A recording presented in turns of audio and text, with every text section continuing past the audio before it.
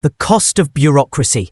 In the bustling city of Lagos, the offices of Zenith Logistics buzzed with the energy of a company on the rise. Among its many employees was Mr. Adewale, a middle-level manager in the operations department.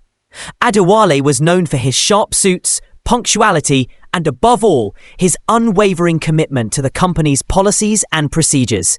To him, the rulebook was not just a guide, it was the law. One rainy Monday morning, Zenith Logistics received an urgent request from their biggest client, a multinational electronics company. A shipment of critical components had been delayed at the port, and if not delivered by the next day, the client's production line would grind to a halt.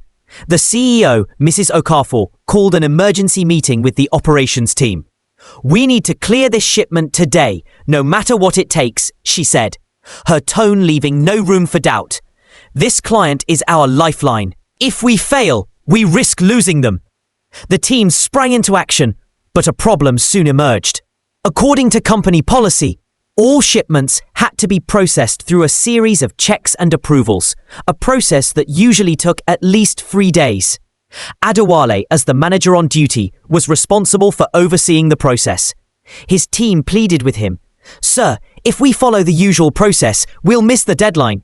Can't we make an exception, just this once?" Adewale shook his head. "Rules are rules. If we start bending them now, where will it end?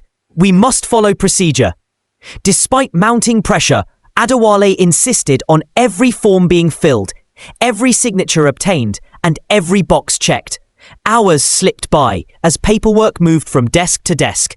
The operations floor was tense, with staff whispering about the looming disaster. By the time the shipment was finally cleared, it was too late. The client's production line had already shut down, costing them millions. The next day, Zenith Logistics received a terse email. The client was terminating their contract. In the aftermath, Mrs. Okafor called Adewale into her office. "You followed the rules, Adewale," she said, her voice heavy with disappointment. "But you lost sight of our real goal, serving our clients. Sometimes leadership means knowing when to adapt."